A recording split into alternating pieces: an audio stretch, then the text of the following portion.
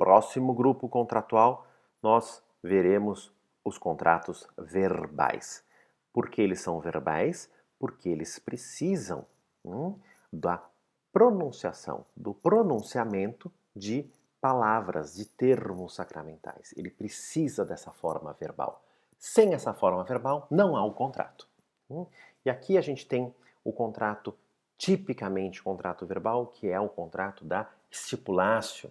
Stipulatio é um contrato fundamental para o direito romano. Fundamental para o direito romano, como a gente vai perceber. A stipulatio tem origem na sponsio. Sponsio, que significa promessa, que é lá do direito arcaico e vai se desenvolver na stipulatio. Como funciona aqui? Uma parte promete para outra alguma coisa. Ela é uma promessa. Se é uma promessa, ela é o quê? Unilateral. Claro, a gente precisa do consentimento da outra parte. Também a gente está falando aqui de um negócio jurídico bilateral. É um contrato. Todo contrato é um negócio jurídico bilateral. Porém, aqui também é um contrato unilateral porque ele só gera obrigação para uma das partes. E aí nós temos a principal característica dela. Ela é abstrata em relação ao seu conteúdo. Ou seja, ela não tem conteúdo pré-definido. A parte pode prometer o que quiser. Claro, a gente precisa de um objeto lícito, possível, determinado, determinável, como a gente já viu. Mas pode ser qualquer coisa. Então, por isso que a estipulácia é tão importante. Ela pode gerar o contrato que as partes quiserem. Por exemplo, juros para o contrato de mútuo, como a gente falou na aula passada.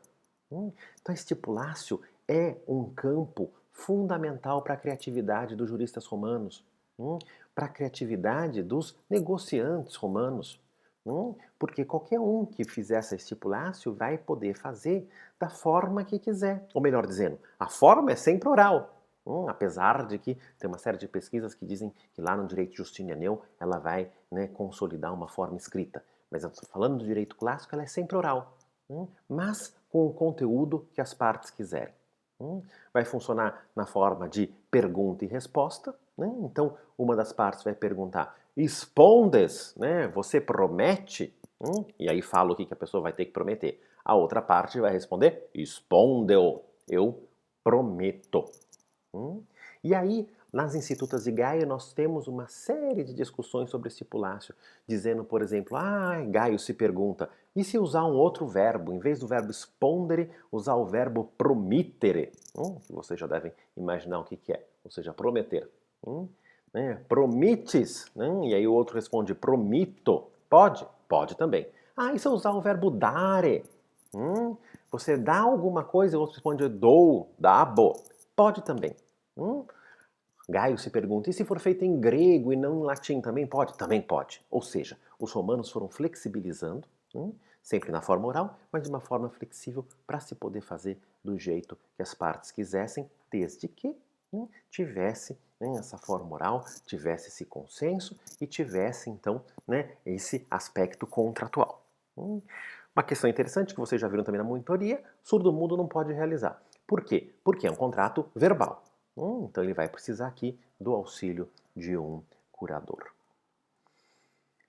Além dos contratos verbais, ou seja, da stipulatio, que é importantíssima para o direito romano, nós temos os contratos literais que não são tão importantes para o direito romano.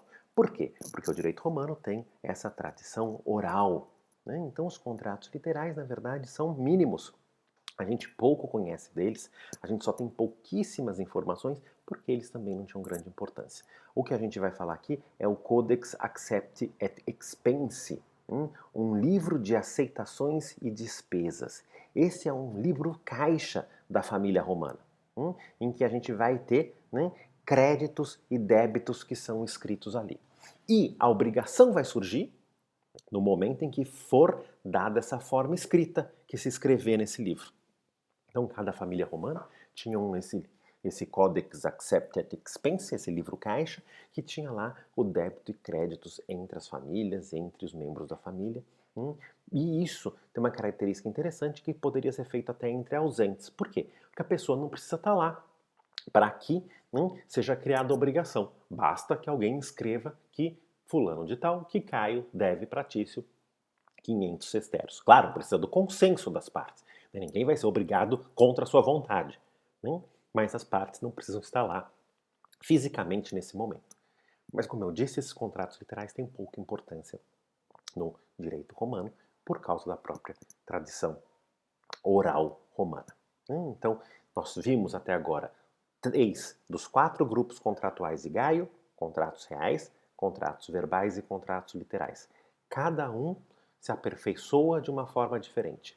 Os contratos reais só se aperfeiçoam com a entrega da coisa, os contratos verbais só se aperfeiçoam com a forma verbal e os contratos literais só se aperfeiçoam com a forma escrita.